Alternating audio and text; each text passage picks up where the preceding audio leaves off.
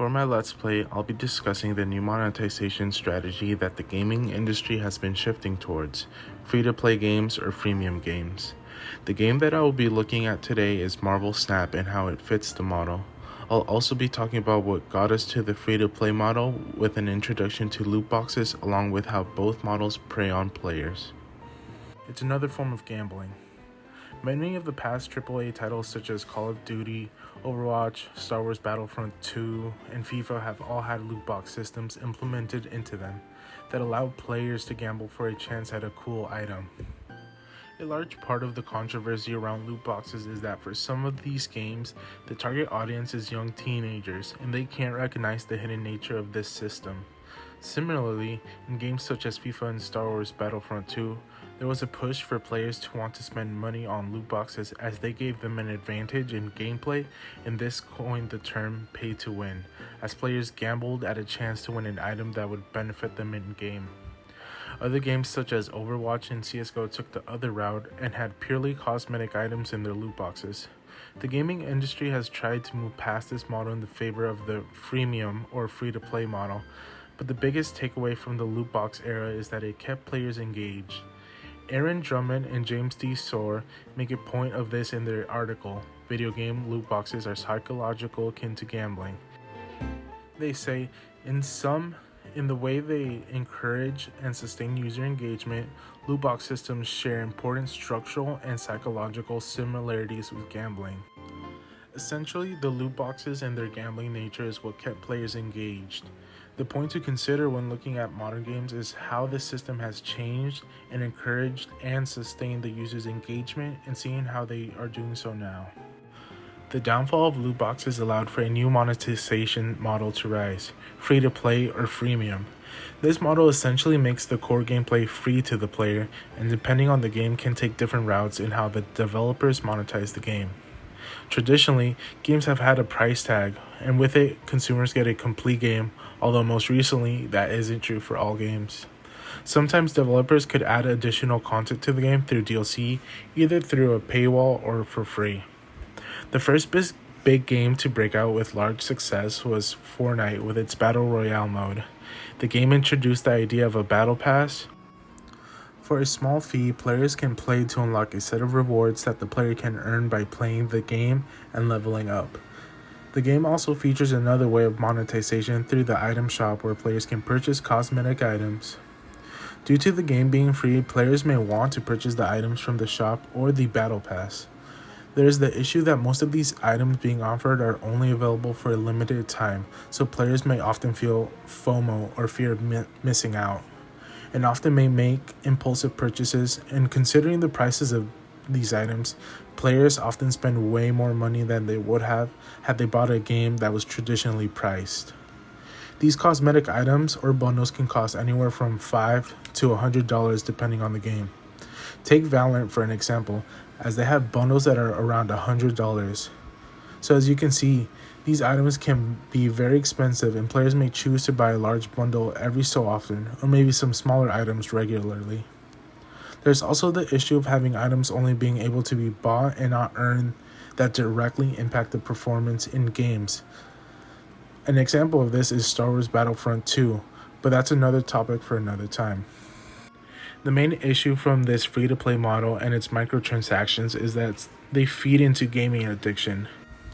The approach of the model is described as predatory according to Flail MAL in their article, A Taxonomy of Technology Design Features That Promote Potentially Addictive Online Behaviors. In it, they discuss how the model nudges players to purchase items in certain games. This allows for players to find a sense of instant gratification, whether it be buying an item that they have a liking towards, or in the example of theirs, a bypass of a level. The article goes on to talk about how this feature keeps the player's attention on the game, which then leads to an increase of time played. Due to this, there's a cycle that can be seen of more in-game purchasable items leads to more time played, and that means a higher want or need to purchase these items.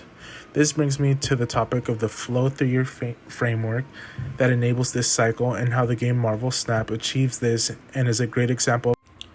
Next, I'll be talking about Marvel Snap with an overview of the game. Marvel Snap's monetary model is that of a free-to-play game, and because of this, the developers have to make their money through microtransactions. The game has several different currencies such as credits, which are used to upgrade cards, gold, which can be used to either buy bundles, credits, and cosmetic variants of cards, collector tokens, which can unlock pool 5, 4, or ultimate variants of cards, and lastly, boosters, which can only be bought through bundles, earned post-match of games, or through the progression track, and these are used to upgrade cards. These currencies are all intertwined, and in addition to them, there's also the Battle Pass, which can be purchased for about $10, or players can buy the upgraded version for $15 for additional instant gratification. So this then brings us to the progression system that is similar to a traditional Battle Pass. The way you progress through the game can be better explained using this graphic by the constructor of fun. This graphic shows how the progression cycle happens once you're further in the progression track, so that players start off by playing matches with their deck that they've created, and each time they finish a match, a few things happen. This includes earning boosters, progressing or completing missions that reward credits or battle pass XP, or winning cubes to progress through the rank system that rewards items every 10 levels. By earning both credits and boosters, the player is then able to upgrade their cards. This then does two things. One, it visually changes the card, which doesn't affect gameplay, and two, it progresses through the progression track. Additionally, the card upgrades cost more the higher the level it is, but also rewards more progression levels. And when the player ranks up in the progression track, they can unlock an item. This is usually boosters, credits, or in my case, a collector's reserve, which can contain a number of things, but I'll talk about this later on. So those are the basics in how a player progresses through the track. The issue with the system is that the progression system preys on players from the start, and it fits into the flow theory framework. So for those who don't know about flow theory, I'll try to explain it. The idea of flow can be described as essentially when a person's skill and the difficulty of the medium they are consuming reaches equilibrium, and by doing so, the person is able to continuously enjoy the piece of media. This idea is explored in the article Flow and Media Enjoyment by John L. Sherry, in which they go on to break down how flow is found in all forms of media that we consume, such as movies, music, and especially video games. For example, oftentimes when you may be playing video games, take for example Warzone, you keep taking wins and wins, and then all of a sudden you realize it's 2 a.m, which is basically the distortion of temporal experience, or in other words, you lose track of time because you were having fun. What flow essentially is when you're having fun or in the zone, you're continuously playing because you aren't bored and are continuously being challenged at a pace where your skill levels can keep up. So the question is now, how does flow fit into Marvel Snap? Well, going back to the progression track, you can see that my level in the progression system is around 4,000, and depending on what level you are determines your rewards. As mentioned before, one of the rewards is a collector's reserve, but that is not the case for players in the beginning of the progression track. For those who are just starting out, each time they reach that reward, they get something depending on which card pool they are in. There are 5 pools, and each contains different cards. Pools 3 through 5 are combined. Essentially, as a player that just reached Pool 3 can still unlock a Pool 4 or 5 card, but Pool 1 and 2 is when flow theory comes into play. In Pool 1, you're guaranteed 1 new card each time you level up 12 times in the progression track or collection level. So what is happening is the game is designed so that new players can ease in their way into the game and enjoy it. They quickly progress through Pool 1, and as players are matched with other players of the same collection level, which often leads to them winning games once they understand the basics of mechanics and dynamics. And the way the game is designed is that this system of unlocking cards goes all the way up to Pool 3, so the player is able to enjoy and learn the game all throughout the first 2 pools, and often achieve flow through consistently earning new cards and figuring out what the deck's best works for them. By the time they reach Pool 3, the player has spent tons of hours playing and learning the game, but at that point, cards become harder to come by as they are not guaranteed at every 12 levels. Instead, depending on what collection level, they will unlock either a collector's cache or a collector's reserve, which has even lower odds of a card. These boxes contain a small chance at a new card, a cosmetic item, or some form of currency. So by this time, the player has been able to reach flow quite often, and the player may have started to grow a bit addicted to the game as the game presents many opportunities of keeping the player engaged with the game. The problem that now occurs is that the rate of player earns a new and exciting cards has slowed down by a lot.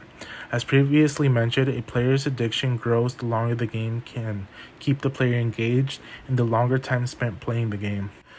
The game does this by constantly adding a new battle pass every month, a small balance update every week, a large patch every month, a new card every week, new variants every week, and new bundles almost every week. So the player has a consistent stream of new content, and FOMO or fear of missing out increases even more.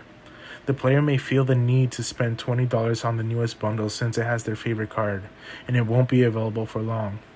Then the player may also want to spend money to progress further on their collection level, as they may want a chance at getting a new card, which is an example of instant gratification the free-to-play games offer as mentioned before. Due to this, there are guides out there that help players get the most out of the game without spending money at all, such as this one made by Reddit user RobCaught22, which shows the steps to maximize the gains from upgrading cards. So the issue is that the game is set up for new players to get easily addicted due to flow theory, in which then increases the want to purchase cosmetic items, and the way the progression system is set up makes it so players may want to spend money in order to progress faster. Additionally, after the newest game data mine, it seems that the developers are pushing the toxic progression system even more with the introduction of newbie day bundles. They are essentially bundles that contain popular Pool 3 cards along with other items for a flat price, such as $29.99 for this example. And because of this, I think free-to-play games prey on players getting addicted to the game in order to get them to spend money.